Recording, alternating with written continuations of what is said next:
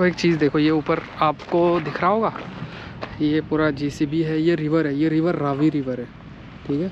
Ranjit Sagar dam बहुत बड़ा dam है, उस डैम के रावी रिवर के बेड के ऊपर आई एम स्टैंडिंग। ये देखो यहाँ पे कंस्ट्रक्शन, यहाँ पे एक बहुत ही फेमस रिलीजियस प्लेस है उसको। अब आप ये देखो, दो चीज़ें आपके मन के अंदर होनी चाहिए। तो देखो कैसे मान लो एक रिलीजियस प्लेस है, कहा जाता है कि जो पांडव थे वो यहाँ पे रहे थे। ये जो पहाड़ देख रहे हो, इसी के अंदर एक गुफाएं बनी हुई हैं, इस पर है ये। तो अब उसमें पानी, क्योंकि वो मंदिर बना हुआ था, पानी ये लोग पूरे तरीके से छोड़ नहीं पा रहे थे, तो फिर ये लोग व्हाट दे आर डूइंग इस कि जो पानी है कि वो प्रॉपर तरीके से पानी को जो छोड़ पाएँ, तो एक कंस्ट्रक्शन कर रहे हैं।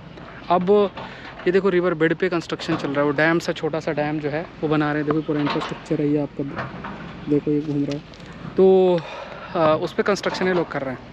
अब आप ये खुद समझो कि किस तरीके से जो रिवर हैं, रिवर के जो रिवर्स हैं, रिवर में चेंजेस आपके हो रहे हैं हमारी ह्यूमन एक्टिविटीज़ की वजह से।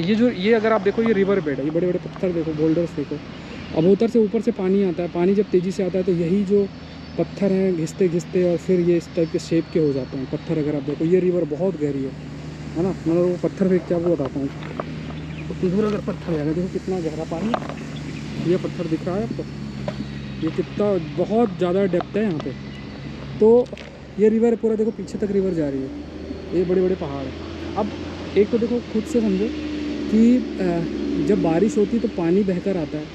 अगर ये बड़े बड़े चट्टान, इन पर तो कोई फ़र्क नहीं पड़ता, अगर इसी में आपके स्लोप की स्टेबिलिटी नहीं होगी, चट्टान अगर मान लो ब्रेक हो जाए तो वो फिर जो रॉक्स वो नीचे फॉल करेंगे, लैंडस्लाइड के चांसेस होते हैं। बट क्योंकि यहाँ पे कोई ह्यूमन सेटलमेंट नहीं है तो ऐसा कोई दिक्कत वाली बात नहीं है। लेकिन ये जो रिवर है, रिवर पे जो इरोजन कंटिन्यूस बेसिस में हो रहा है, जैसे रिवर का पानी है वो बहकर आ रहा है और फिर पानी से ये कंटिन्यूस इरोजन हो रहा है, पत्थर के शेप्स जो हैं वो चेंज हो रहे हैं इस प्रकार से।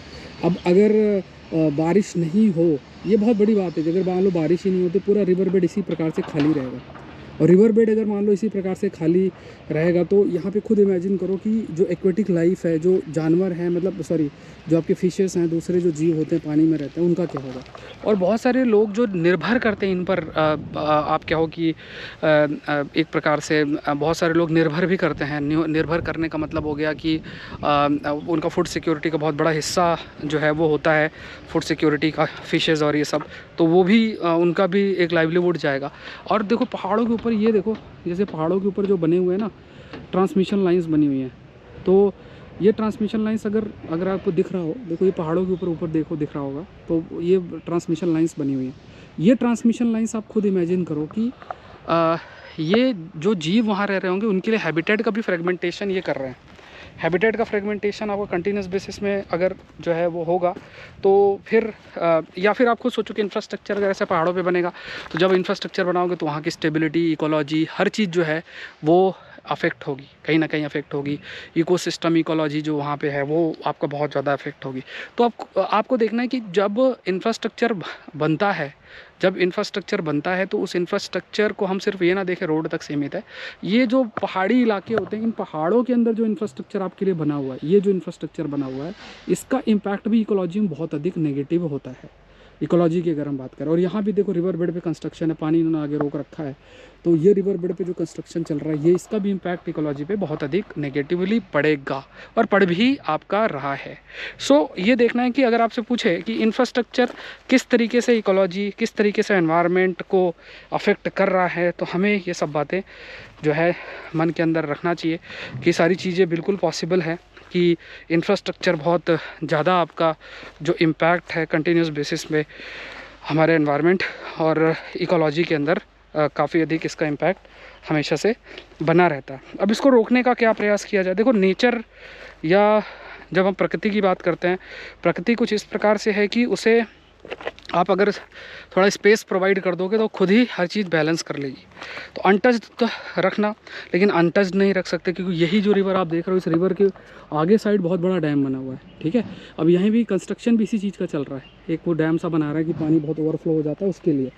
और अगर हमारी एनर्जी सिक्योरिटी के लिए, जो हमारी एनर्जी सिक्योरिटी है, उस एनर्जी सिक्योरिटी के लिए भी हमें पानी की ये जो नेचुरल रिसोर्सेस हैं उनकी ज़रूरत है। डैम से ही कंस्ट्रक्शन आपका होगा, अगर डैम नहीं होगा तो फिर आप कंस्ट्रक्शन किस तरीके से जो है वो करोगे।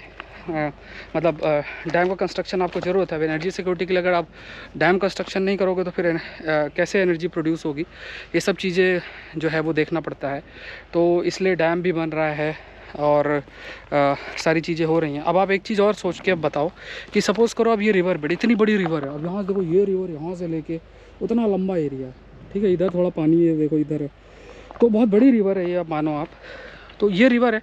अब इसके खुद मतलब एक इकोलॉजी होती है रिवर के बाहर, मतलब रिवर जो है एक इकोलॉजी को सपोर्ट करती है, जो कि रिवर के चारों तरफ पहाड़, पेड़ पौधे, जीव, दूसरे जीव हैं जितने, एक तो वो हैं। दूसरी तरफ आप देखो कि खुद रिवर के अंदर, अब ये जो रिवर है, इस रिवर के अंदर अगर आप देखो, जैसे ये आपका रिवर है, इस रिवर के अंदर अगर एक्वेटिक लाइफ होगी, जीव होंगे, तो कहाँ से सस्टेन कर पाएंगे, वो कहाँ से बचेंगे, वो माइग्रेट करेंगे, घूमने तो जाएंगे नहीं, सारे के सारे मर जाएंगे। सारे छोटे छोटे माइक्रो ऑर्गेनिज्म से लेके बड़ी बड़ी फिशेस से लेके बहुत सारी चीज़ें हैं जो कि एक्वेटिक सिस्टम का हिस्सा है।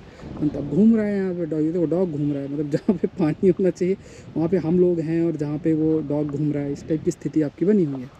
तो हमारे द्वारा जो इंफ्रास्ट्रक्चर कंस्ट्रक्शन है वो किस प्रकार से इकोलॉजी एनवायरनमेंट को अफेक्ट कर सकता है, इस पर आपका एक डेप्थ में थिंकिंग होना चाहिए। इसके लिए ऐसा कोई रटने का ज़रूरत नहीं है, बट आप इसका एग्जांपल कोट कर सकते हो, आप इसको एक्सप्लेन कर सकते हो, ठीक है। तो अनअकैडमी पर आप मुझसे जुड़ सकते हैं।